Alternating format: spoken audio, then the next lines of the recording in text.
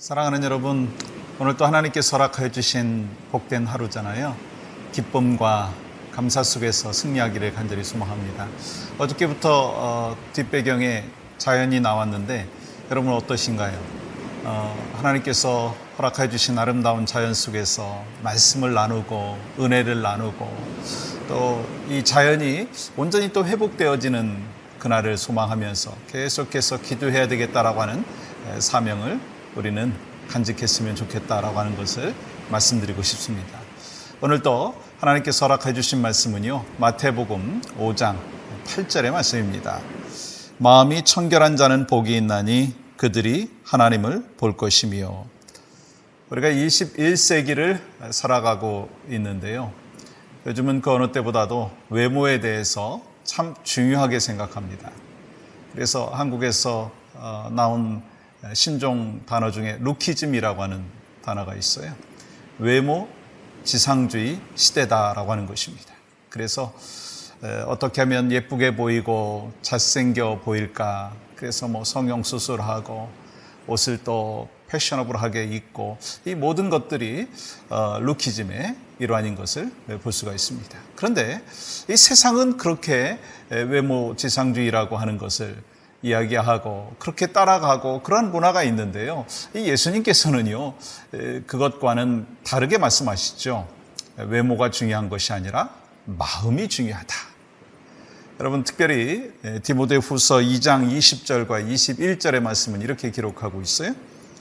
큰 집에는 금 그릇과 은 그릇뿐 아니라 나무 그릇과 질 그릇도 있어 귀하게 쓰는 것도 있고 천하게 쓰는 것도 있나니, 그러므로 누구든지 이런 것에서 자기를 깨끗하게 하면 귀히 쓰는 그릇이 되어 거룩하고 주인의 쓰심에 합당하며 모든 선한 일에 예비함이 되리라. 아멘. 이처럼 누구든지 자기 마음의 그릇을 깨끗하게 하면 하나님 앞에 쓰임 받는다라고 하는 것을 말씀하고 있는 것입니다. 우리가 사실 예배할 때도 마찬가지예요. 마음이 깨끗하면 하나님 앞에 예배하는 것이요, 영과 진리로 예배할 수가 있어요. 이 찬양할 때도요, 내 마음이 깨끗하면 정말 그 찬양 속에서 하나님의 신실하심과 은혜를 체험할 수 있지 않습니까? 또 하나님 앞에 예물을 올려드릴 때나 봉사할 때나 헌신할 때나 언제든지 이 마음에 깨끗함이 있고 순결함이 있을 때 그 섬김과 헌신과 또 찬양과 기도와 모든 것을 하나님께서 귀하게 받으신다라고 하는 사실을 우리는 너무나 잘 알고 있습니다. 그래서 이 마음 관리가 인생 관리이고 마음 관리가 신앙 관리다, 그렇게 이야기를 할 수가 있을 것입니다. 주님은 오늘 우리에게 마음이 완벽한 자는 복이 있나니 하나님의 나라를 볼 것이며, 그렇게 말씀하지 않았습니다. 마음이 청결한 자는 복이 있나니 그들이 하나님을 볼 것이며 라고 말씀하셨어요. 이 주님의 관심은 뭐냐면 우리의 마음이고 특별히 청결한 마음이다 라고 하는 것을 우리에게 가르쳐 주고 있습니다. 그러면 이미 하나님의 자녀된 여러분과 저는 심령이 가난해야 되고 또 온유한 마음을 갖고 있어야 되는데, 또 청결한 마음도 우리가 분명히 있어야 된다라고 하는 것을 주님께서 우리에게 가르쳐 주셨어요. 그렇다면 여러분, 청결이라고 하는 미닝이 뭐냐라고 하는 거예요. 여러분, 청결이라고 하는 단어의 헬라어는요, 카타로스입니다. 그런데 이 카타로스라고 하는 단어가 쓰일 때는 바로 이런 것이었어요. 첫 번째는요, 더러운 옷을 세탁해서 깨끗해진 상태를 얘기하는 거예요. 또 두 번째는요, 쭉정이가 없는 알곡을 말하는 것입니다. 또 한 가지는요, 이것저것이 섞이지 않은 순금 상태를 말하는 것입니다. 그러니까 이 청결이라고 하는 것은 원래 깨끗하고 원래 순수한 것이 아니라 특별히 처음에는 더러웠지만 불결했지만 깨끗해진 상태를 말하는 것입니다. 여러분, 인간의 마음은 죄와 허물로 인해서 망가졌었습니다. 그런데 예수 그리스도께서 우리를 구원시켜 주시고 하나님의 자녀 삼아 주셨어요. 그리고 의롭다 칭하여 주셨어요. 그래서 여러분과 저는요, 이 처음에는, 원래는, 전에는 깨끗하지 못했지만 예수 그리스도로 인해서 깨끗함을 받은 하나님의 사람이다라는 거예요. 이 청결한 사람이 되었다라고 하는 거예요. 그래서 그렇게 살아야 된다라고 하는 것입니다. 여러분, 다시 말해서 예수님의 관심은 뭐 금그릇, 은그릇, 나무그릇, 질그릇 뭐 이런 그릇에 포인트를 두고 계신 것이 아니라 그 그릇이 얼마나 깨끗하냐라고 하는 것입니다. 여러분, 그렇다면 여러분과 저의 삶의 모습, 여러분과 저의 그릇은 정말 깨끗합니까? 여러분의 마음은 정말 깨끗합니까? 어떻게 깨끗할 수 있느냐는 거예요. 첫 번째는요, 회개의 마음이 있어야 합니다. 여러분, 요한일서 1장 9절은 이렇게 기록하고 있어요. 만일 우리가 우리 죄를 자백하면 저는 미쁘시고 의로사 우리 죄를 사하시며 모든 불의에서 우리를 깨끗게 하실 것이요. 우리가 진정으로 죄악된 모습을 회개하면 주님이 우리를 깨끗게 하여 주신다라고 말씀하고 있어요. 회개하면이라고 하는 거예요. 우리의 죄를, 우리의 더러운 부분들을 회개하면이라는 거예요. 이 중요하지 않습니까? 회개하면 주님이 깨끗하게 씻어주신다는 거예요. 여러분, 이 코비드-19 이 상황 속에서 전에 없던 습관들이 생겼어요. 저도 그렇고 아마 여러분들도 그러실 거예요. 어떤 습관입니까? 물론 뭐 마스크 쓰는 그것이 또 이 바이러스를 차단하기 때문에 마스크 많이 쓰시죠. 당연히 쓰셔야 됩니다. 그런데요, 이 손을 많이 씻는다는 거예요.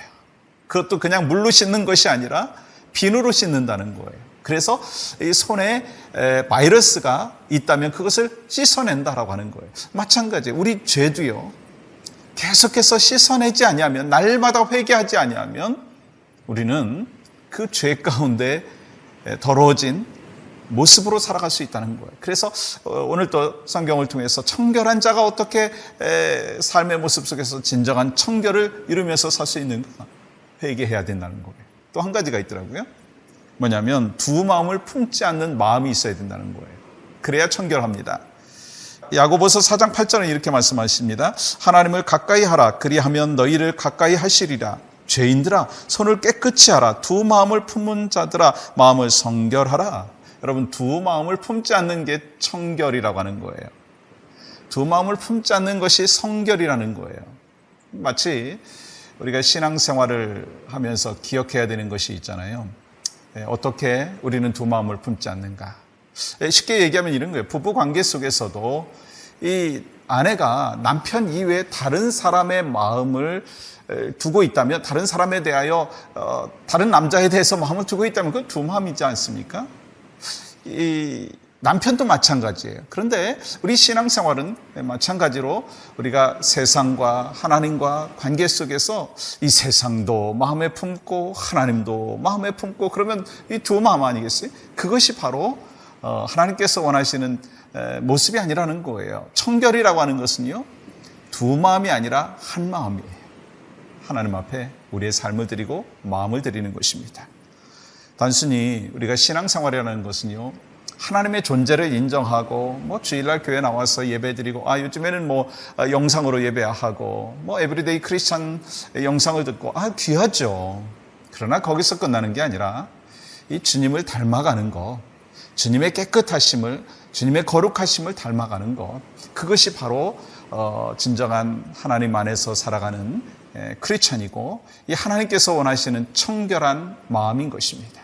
여러분과 저도 오늘 하루 이 주님 안에서 청결한 자는 복이 있나니 하나님을 볼 것이며, 깨끗할 때, 순수할 때 하나님과의 관계는 늘 회복되어지고 관계는 신실하게 열매 맺는 줄 믿습니다. 오늘 하루도 여러분과 제가 그렇게 청결한 마음으로 하나님 앞에 영광 올려드리기를 주님의 이름으로 간절히 축복합니다. 함께 기도하겠습니다. 하나님, 감사합니다.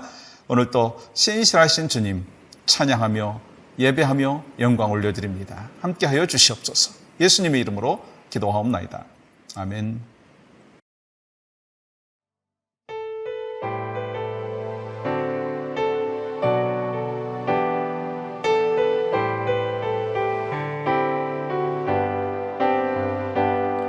주님 한 분만으로 나는 만족해.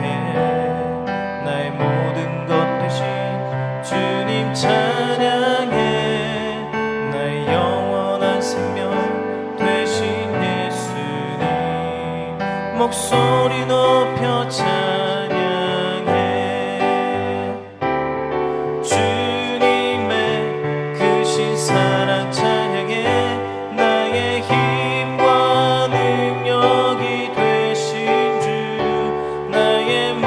세상